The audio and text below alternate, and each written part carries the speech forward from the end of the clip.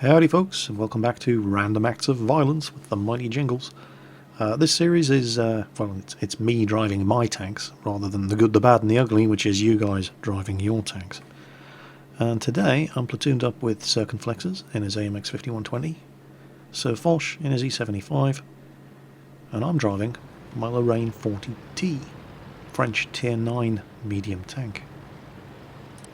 I used to be a massive fan of this tank, back prior to patch 7.5 when it was a tier 8 medium tank. The stats of the tank really haven't changed at all when it got bumped up to tier 9, except it got a little bit more health, and I think the gun reloaded slightly faster, which were welcome buffs, but they were in no way compensation for the much tougher matchmaking this tank gets at tier 9. But it's still not a bad tank, and I really just, I don't play it very often, because it's a good tier 9 medium, but it's nowhere near as good as it used to be a tier 8 medium. I've had some fantastic games in this tank, when it was tier 8. 2 Bolter's medals, my first ever Bolter's medal in this machine. Now, in this game on Circumflex's livestream, right at the start, the enemy team all started saying in chat, "Oh look, it's Jingles, hello Jingles," and so on and so on. And I'm driving a French tank, and there's 2 artillery in this game, and I've already been recognised. So I'm going to basically be very, very cautious in this game. I'm not doing anything brave right at the start, because I've been in this situation before, and I know how it ends. Not going to take that shot at the lurver. That would just never have penetrated, even if it had hit. Not the front of a lurver's turret angled back at that kind of angle. Now Circon's taken some shots, but I still have a full clip, and that's good, because you don't really want 2 French tanks all alone emptying their magazines at the same time. Foch is pushing quite heavily up the middle there in his E75. Now, he is in an E75, it's a very strong tank, but this is a tier 10 game. He doesn't have a huge amount of support there. And myself and Circon aren't feeling too good about this flank either. We don't have a lot of backup either. French autoloaders that can deliver a ferocious amount of damage in a very short space of time, but it's difficult to sustain an assault in tanks like this because of the long reload on the magazine. We know that we've been spotted. The enemy team know we're here. We're both driving French tanks. There's 2 artillery. We know what's coming. You know, we've been in this. There it is. There's the artillery. Okay. Kind of lucky. Missed both of us. But I'm no longer. I don't want to push across that open field. Not with them knowing that we're here, knowing who we are, and just waiting for us to push over. So instead, I'm going to pop down here and help out Foch. Tactically, better situation to be in. He can keep his gun firing. He's got the armour to take the hits for us. And then suddenly Circon spots a wild T-32. I fire 1 shot, it misses. The Lorraine's 100mm gun, like the AMX 5120's 120mm gun, does have a long aiming time. And, oh, that's not good. That is not good. Foch is in serious trouble there. But I do have 5 shots. So let's help him out. There's 1. Blow his tracks off. There's 2. There's 3. There's 4. Oh, and he repaired, and the final shot misses. And unfortunately, that is probably going to seal Sir Foch's fate. And now I'm reloading. I can't help him, and he's dead. So, I'm going through the reload. There's a damaged Foch 155 at the end of that road. That Foch 50 is still there. And there's an E75 just around this corner. And this is where, in any autoloading tank, you should already be planning what you're going to do next while you're waiting for that gun to reload. And I take a quick look, and unbelievably, the Foch is stuck. Okay, well, I'll put him out of his misery. Now I see that the Foch 155 has been killed, and okay, I was considering heading around to the north to back up Sircon, but he's just gone over the top and killed that E75, so that means there's nothing guarding this road anymore, and I am in a very, very fast tank. So, with the E75, the Foch and the Foch 155 killed, I'm going to exploit this tank's speed. And Sircon's going to come in from the north, and I'm going to come in from the middle, and we're going to see what sort of damage we can cause. Oh, artillery spotted. More artillery spotted. Alright. Take your time with these shots. Long aiming time, and you can't afford to miss when you're firing an autoloader. Your ammunition is precious. That's all the artillery killed. And there's just... oh, there's a Lurvet. He's going to take 2 shots to kill him. Yeah, surprise, it's me. 1 shot left. And I never normally recommend firing on the move. I was lucky it went in, but I'm using my mobility rather than my firepower to turn that T-32's turret around and make him an easy kill for circumflexes. And it's not often I have a fun game in the Lorraine, but that was one of them. Next up, M48 Patton, Tier 10 American medium tank. And I'm probably quite well known for my dislike of Tier 10 machines. And not so much Tier 10 machines, but just my dislike of Tier 10 games. The M48 is a fantastic machine. And for some bizarre reason, my stats in it appear to be quite decent, even though I generally feel that my performance in this tank is severely lacking.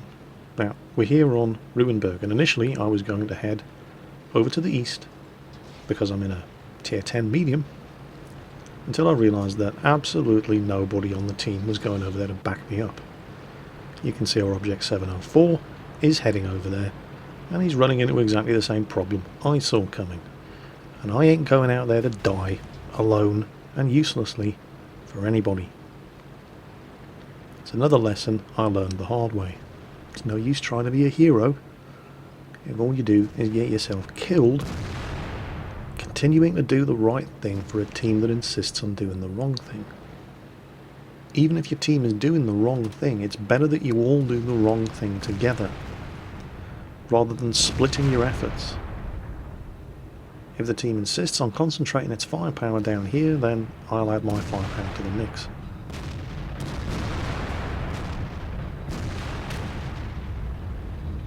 Mouse is making the mistake of not turning his turret to the side to angle his turret armor when he reloads, so first kill to me.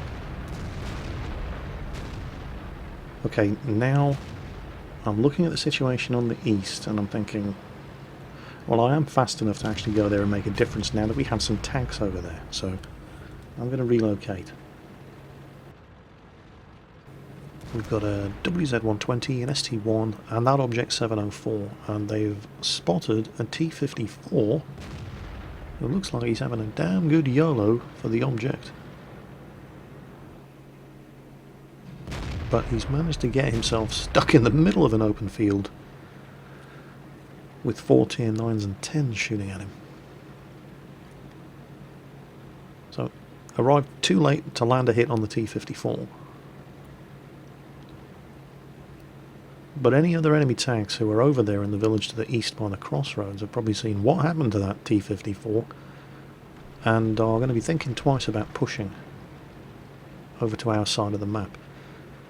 So staying as far away as possible. Remember, the M48 Patton does have the longest view range in the game. There we go, IS-8. 420 meter view range on this tank. That one missed. Unfortunately, this IS-8 straightens out there and gives me a perfect shot at his side, so the second one goes right in.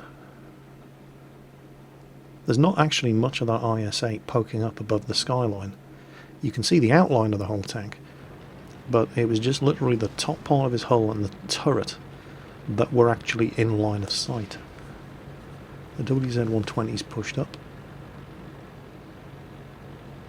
The IS-8 has just disappeared. No idea where he's gone. Keeping an eye on the WZ-120's health bar. If he starts taking hits, that's my way of knowing that there's something else up there.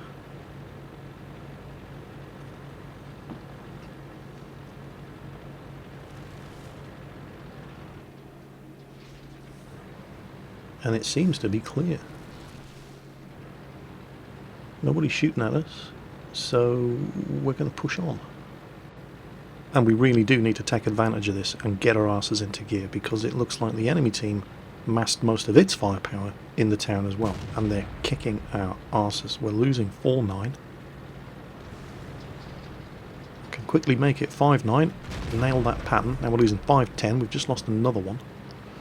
It's all well and good dominating this side of the map, but we need to get around and put the pressure on the enemy team from the rear. We're losing horribly. And then disaster strikes, and I have a...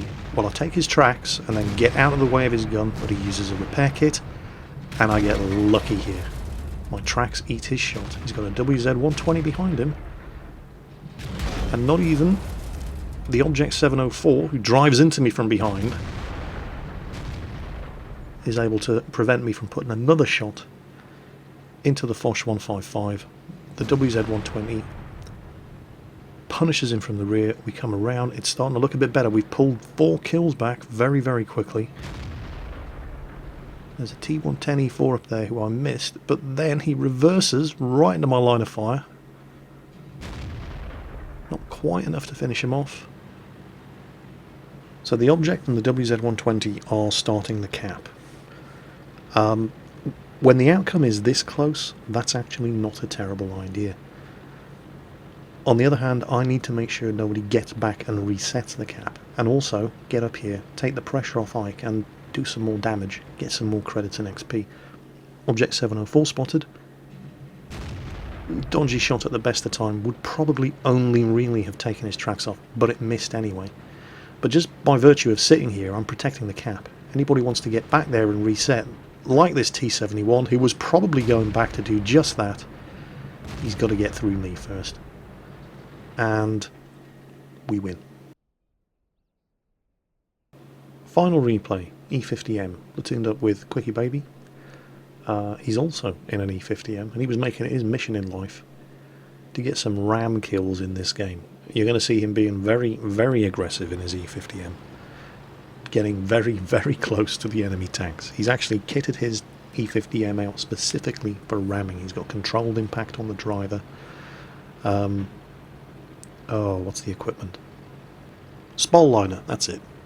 Sorry, little Jingles brain failure there. Yeah, he's also got a spole liner fitted to reduce the damage that he takes from when he rams people.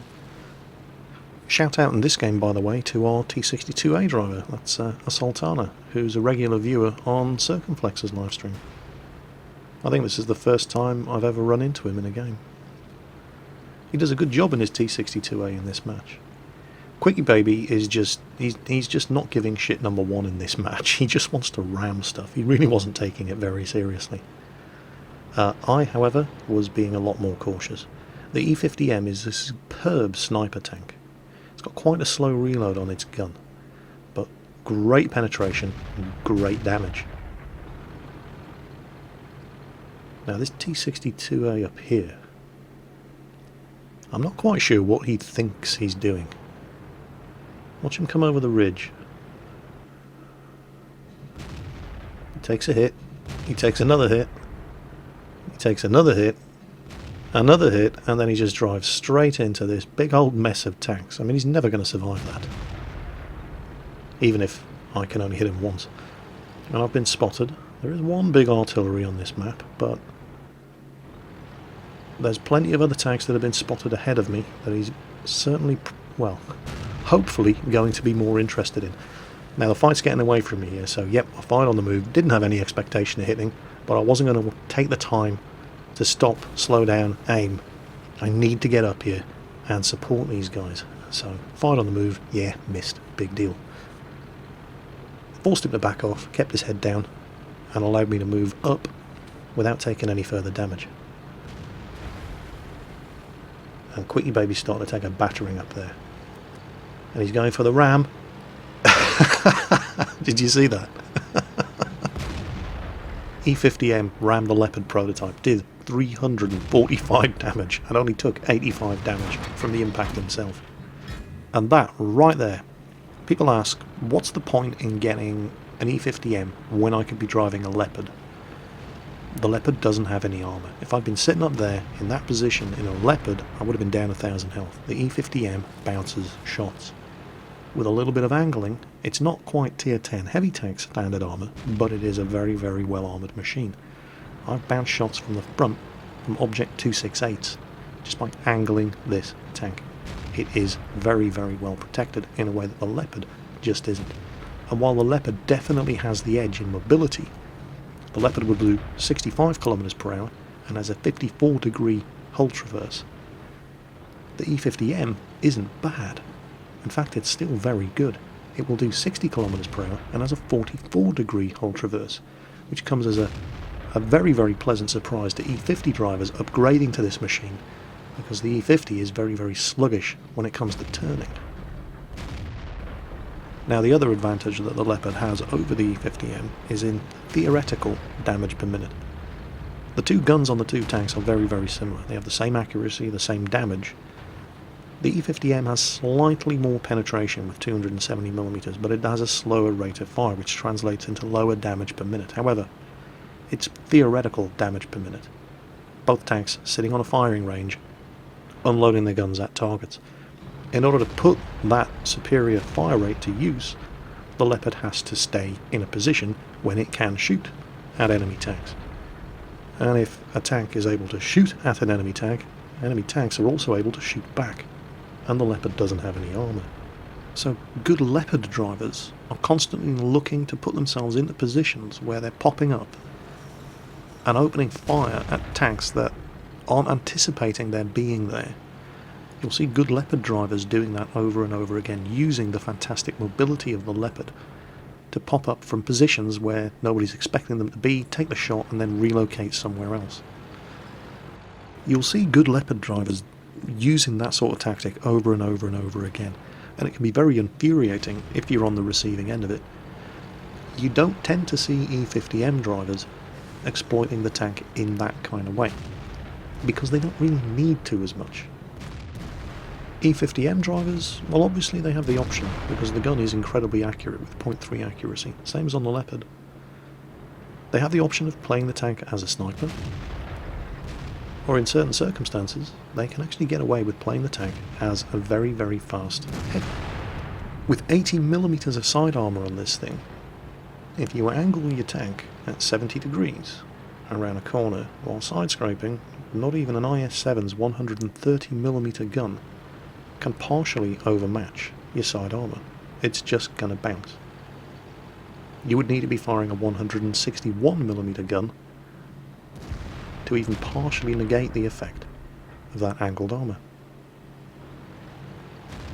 Of course, it is still only 80mm of side armour, so you'd better be damn sure you know exactly from what angle everything is going to be firing at you.